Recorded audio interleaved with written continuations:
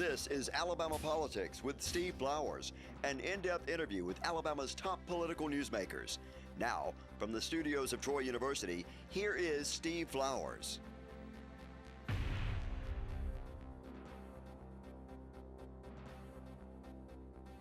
I'm Steve Flowers, and welcome to Alabama Politics. Folks, we're fortunate tonight to have as our guest one of my favorite guys in Alabama politics. He's re-entering the stage. He was on my show years ago. Now, he's been around the block now, but he's still a young man, not even 50 years old. Troy King, who is a famous lawyer here in Montgomery and was a sterling Attorney General of Alabama for 6 years. And Troy is coming back in the arena running for Attorney General again. I don't know what brings him out of private practice. He's going to lose money, I'm sure, to be Attorney General, but he wants to do it, and we'll see how he does. The election, excuse me, folks, is right here upon us. Troy, good to have you on the show. Good to be back, my friend. It's like coming home to come back to Troy. You knew exactly how to get here, didn't you? I did. I was here a long time ago, but of course, you know, I'm a Troy graduate, so I feel right at home. Anytime I'm in a building with my name on it. I know exactly. Troy King is from Elba, and his folks named him Troy. Tell us if I got this right, because you were born when they were in school or soon thereafter, wasn't it? You want me to dispel the rumors? Yeah, that's an urban myth. Jack Hawkins repeats that. Okay, I didn't know Jack. Maybe Jack's the one who told me that. Yeah. Now my parents did both go to Troy. But they was after they got out of school. Yeah. But that's a myth that you. That's a myth.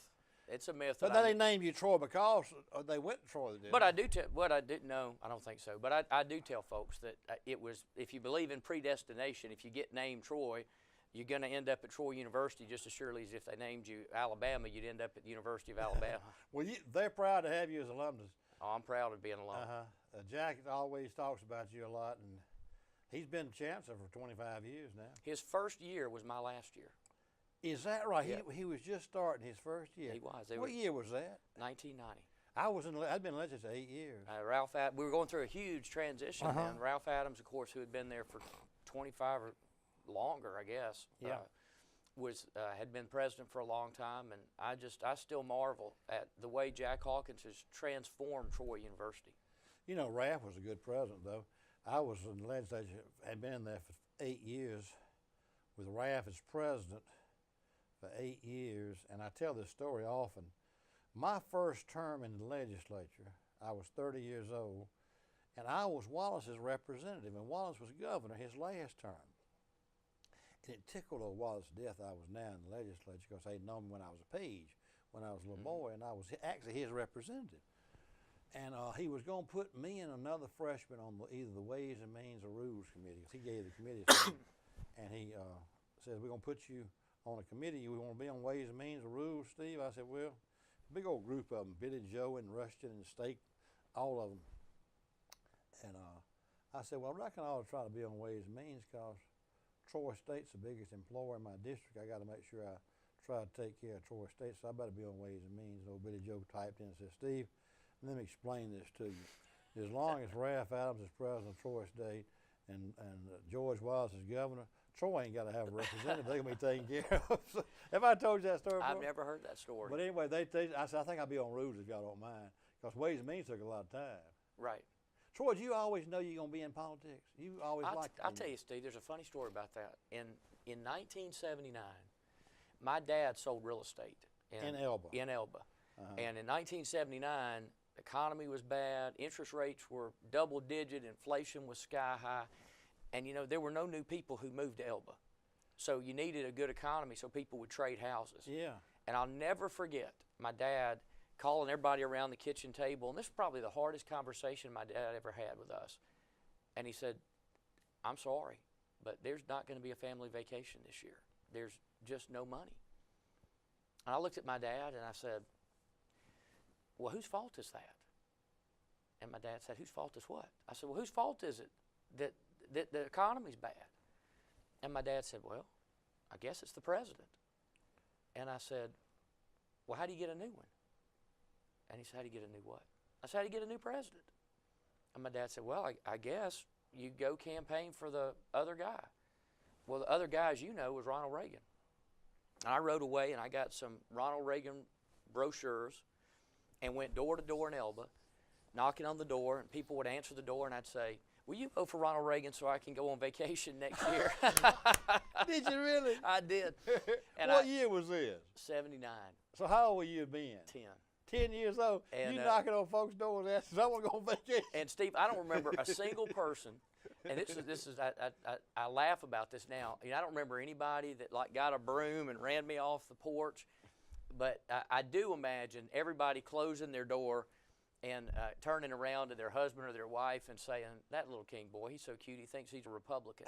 But everybody ran as a Democrat then. That's right. Uh-huh. But, I've known, Steve, since that conversation at that dinner table, that if there were people who got to go to Montgomery and Washington and make decisions that affected little boys in Elba, I wanted to be one of them. And I've just known it since I was 10. Did you think you wanted to go to Congress or something? I don't think I even really knew. I just knew you were going to be in the political. I knew I was going to be in politics, and I knew I was going to go to law school. You majored in political science? What did you major in? I double majored in English and political science.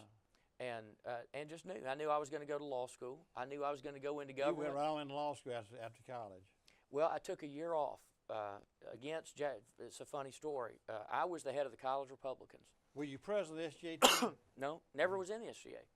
I was always in partisan politics. And back then, when I joined the Republican Party in Pike County, that expanded it by about 50%. It was Donna Horn and Rudolph Shelley, and Brule Davis, and Doug Hawkins, and Benjamin Massey. Yeah. Arthur Ben Massey had just gotten appointed and Lawrence by Governor Bowden from Brundage, probably. And Lawrence Bowden, that's right. His son Ben's a probate judge, circuit judge now in Covington County. That's right, and Benny Beard. Yeah. And that was it. And so I was involved in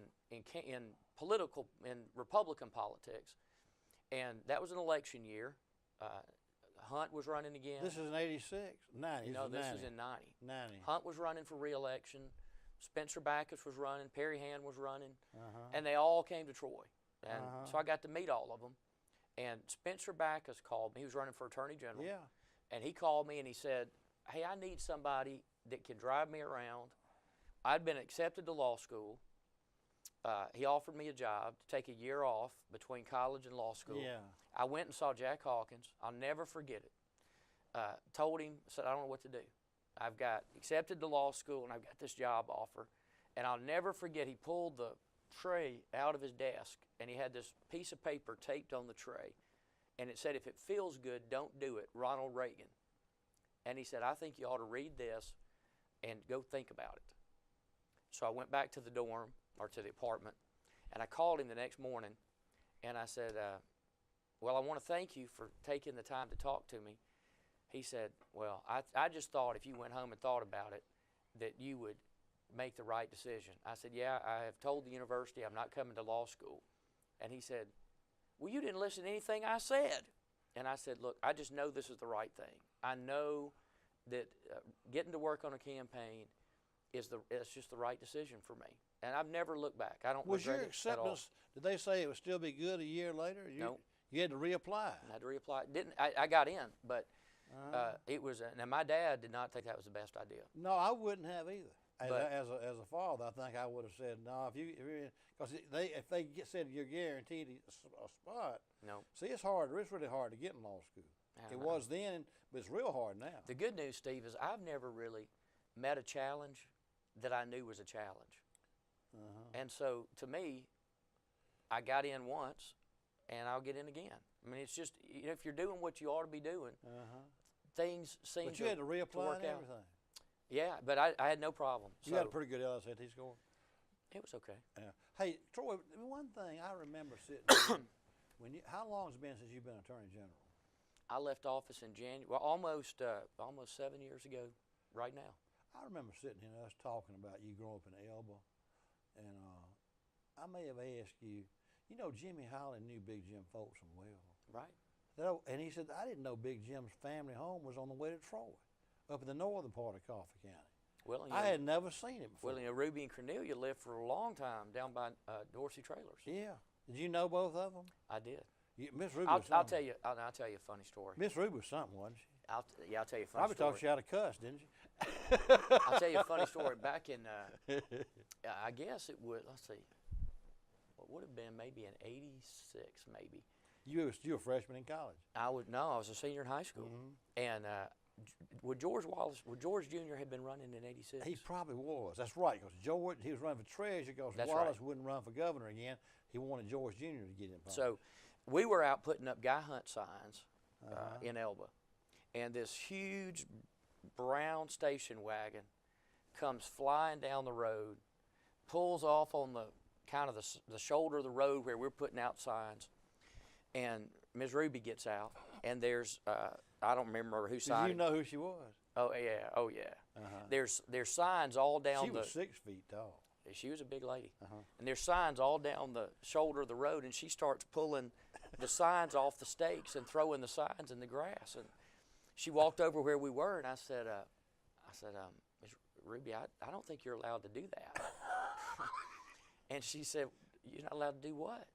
I said, I don't think you're supposed to pull somebody else's signs up and then put your signs And on you're a their senior in high stakes. school. Yeah, I'm a senior in high school. And she said, Lord, son, do you know how old I am? There's no way on earth I could put new stakes in the ground. That's what I got to do if I'm going to help George. So I don't know if I've ever even told George that story, but his signs were all over Elba, but they were on somebody else's stakes. She went by, used your Hunt stakes and stapled the Wallace signs in there. We've had George Jr. on the show. I think he lives down in Florida now. But he brought his guitar and sang with his guitar because Ronnie Taylor, the producer, wanted to see he liked George as a country music singer. Me too. So you went on to Troy, and then you graduated, went on law school, and you came back. Would you start practicing in Elba or Montgomery? No, Your first job was with Attorney General's office, what? No, my first job was with FOB. That's right, yeah. I was the deputy legal advisor in FOB's office, and the second term.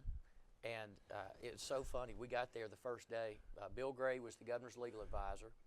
We got there. There was not, the Folsom people had not left one sheet of paper in the building. So we walk in, and we're wandering around, and I'll never forget Bill Gray walked in his office, and he came back out in the lobby, and he said, Troy, there's nothing here for us to do. And you were there first day. Yeah. I said, yeah, I don't have anything either. He said, well, what do you think we're supposed to do? I said, well, I don't know. Why don't we go sit down at our desks and just look like we're busy, and maybe somebody will bring us something. And sure enough, they started bringing stuff in, and it never stopped. And I got the best education in state government that you could get. You would have, yeah. And I learned about broker in peace. There were a lot of factions in the governor's office, and I got along with all of them. I learned because if anybody didn't want to do something, I wanted to do it. I was in the legislature. Old Fob, he didn't really want to get to know us that well. Fob really didn't work the legislature that last term. If you lined all 140 of us up, he couldn't name 20 by first name.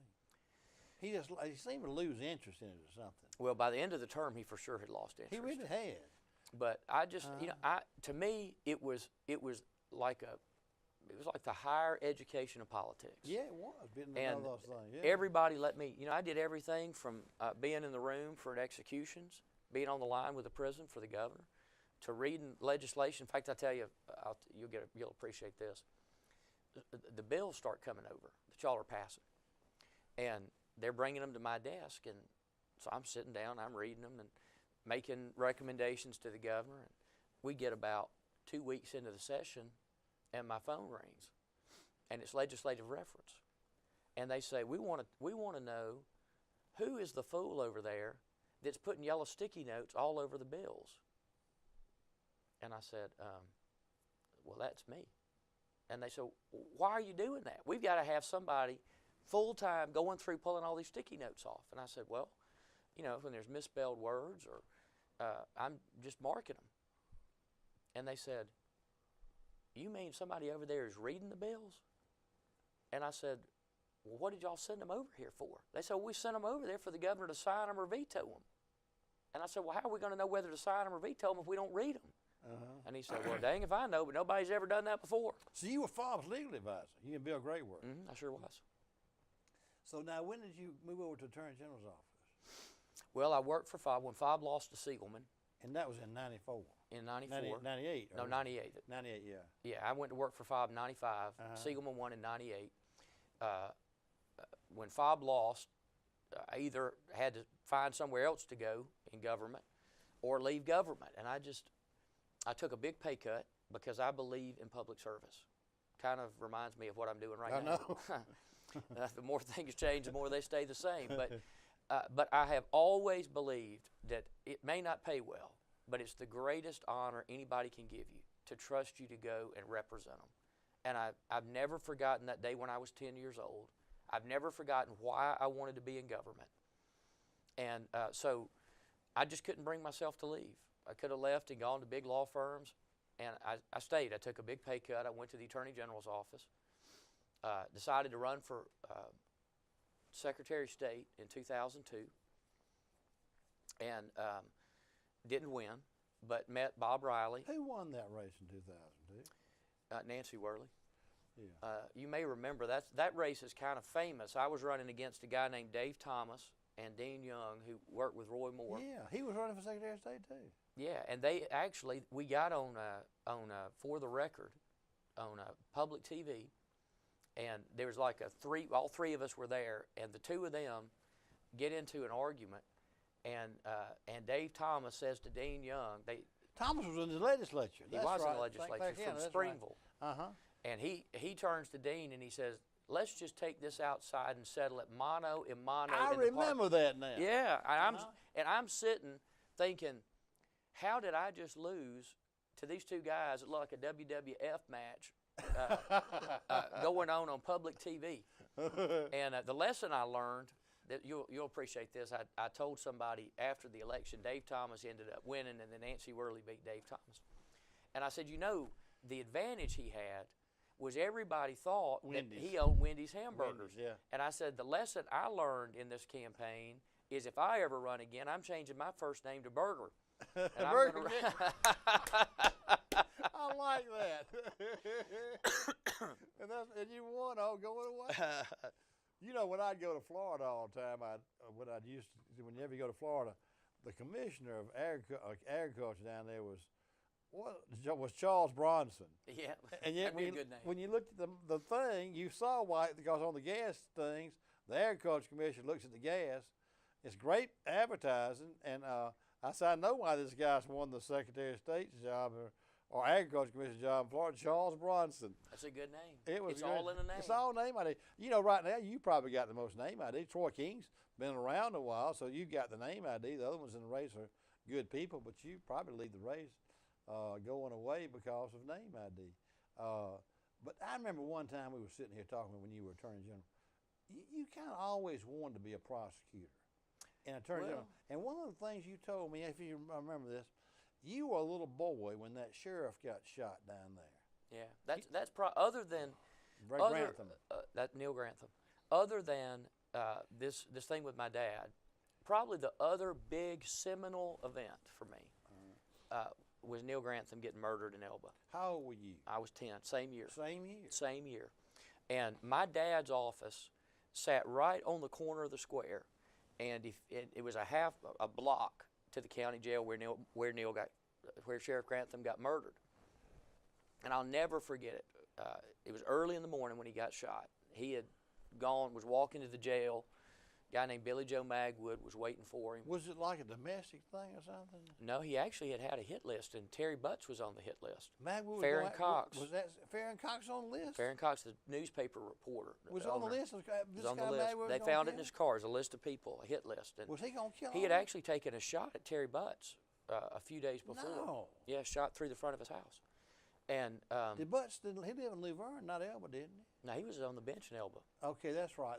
He's from Luverne. That's right. Yeah, he was on my the bench. circuit judge too. Yeah. Yep. So he shot in Butts' house. I didn't know that. And so he killed Grantham. Well, we would always, on the way to school, we would always go get my mom a sun drop, go by my dad's office, and then we'd go to school. Well, we got there that morning, and there were lights and everywhere. And Steve, I'll never, ever, ever forget it. Going back after school, they had, of course, cleared the streets. But the gutters by my dad's office were this rust color, and it was Neil Grantham's dried blood. And that had a incredibly profound effect on me. You know, places like Elba, the sheriff isn't supposed to get murdered, not gunned down in the street. And that's what happened. The old guy was just crazy, wasn't he, Magwood? He was mad, and he was angry, and, you know, he was on death row long. He was almost the longest serving guy. Finally get killed him. He finally won his appeal. Yeah. He's out there on the street. No, I think I don't know the answer to that. It happened right at the end of my term as Attorney General. I think he just has a life sentence, but I'm not sure that's right. Let me ask you this question. Talking about that, was Bryce Paul sheriff after Grantham or before? I think after. Bryce died early. He had something wrong with him. He did. Bryce was my contemporary. We were good friends. Well, you know, his dad, Iris Paul, was a judge for a long Well-respected time. circuit. As a matter of fact, I used to, as a little boy, I remember going to see my probate judge one time, and I asked him, we would talk politics, he'd say, you know the most popular politician in Pike County? I said, who, Judge Reed? Iris Paul from Elba. That's right. People loved him. He would take time with people in the courtroom and get to know them when he had court in Pike County. He just cared. He did. And that's what's missing in politics today. Iris Paul was a good man. He was a good man. And, you know, we can disagree over the issues. We can disagree over how we ought to solve the problems. But we ought to be able to all agree that we just need more decency in government. Troy, let me ask this question. We ain't got about 5 minutes left.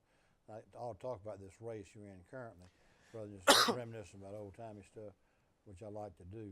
But you're the favorite to win that Attorney General's race this year, and you served 6 years, so you've got to be the most qualified. But are there some things a lot of that job is administrative. Are there some things you want to see done better, or if you're Attorney General this time, your next 4 years? Yeah, I'll tell you, Steve. Tell me some things that you know doing wrong, but I don't want to castigate your people in there now. I'm just saying that, you know, what are you vision for that job? How can it be done better? Well, I'll tell you, Steve. To me, the most important issue facing the state is how do we change Alabama from being the butt and the punchline of every national joke. I'm tired of it. You know, I've raised my kids to value public service. And I find myself turning off the news because I don't want my kids to know what the governor's been doing. Yeah. It's shameful. It is. And it's time that we restore honor and integrity to our government and to public service. And there's a right way and a wrong way to do it. The right way to do it is not to weaponize grand juries and try to destroy people and destroy their livelihoods. You investigate a crime when you got evidence of it, and you convict the people who did it. Just that simple. Not we're going to investigate you until we figure out what you did wrong. Yeah. We figure out what somebody did wrong, then we figure out who did it, and then we prosecute them. And I think we got our priorities mixed up in this state. When we're sending toilet paper to school with our kids, and instead of fixing those problems, we're shutting down people's businesses, it's just crazy. And so I hope that what we're going to bring, I've never known one problem that was solved by an idea somebody hatched in Montgomery. Problems in this state get solved when we bring Coffee County common sense and Cleburne County common sense and Jefferson County common sense and Mobile County common sense and Pike County common sense, and we bring those solutions and we come looking for solutions. And I think today we go looking for problems. There's an old saying that that if something's not broke, why do you break it? Well, in government, if it's not broke, you break it. And we need to quit that. We need a different approach to solving problems. We need to work together and we need to fix the problems. And I don't see anybody doing it. And when I was growing up, my dad used to tell me, sometimes, son, if you want something done right, you got to do it yourself. And that's where I found myself. Look, I don't need a job. I've got a job, and I am going to take a big pay cut to do this.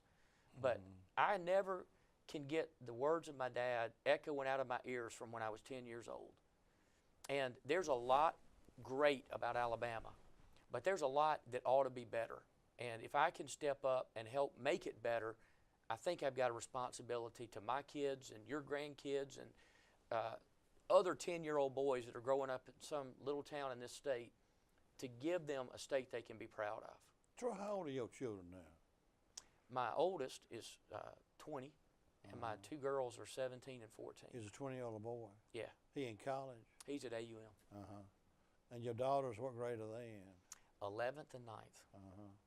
They play sports and everything. Yeah, one of them's a competitive cheerleader, and the other one's a volleyball player and a track runner. Y'all have to be able to go to their games and everything, aren't you? Yeah, I tell you, Paige, my wife, is like super mom. She's always there. She's the room mom.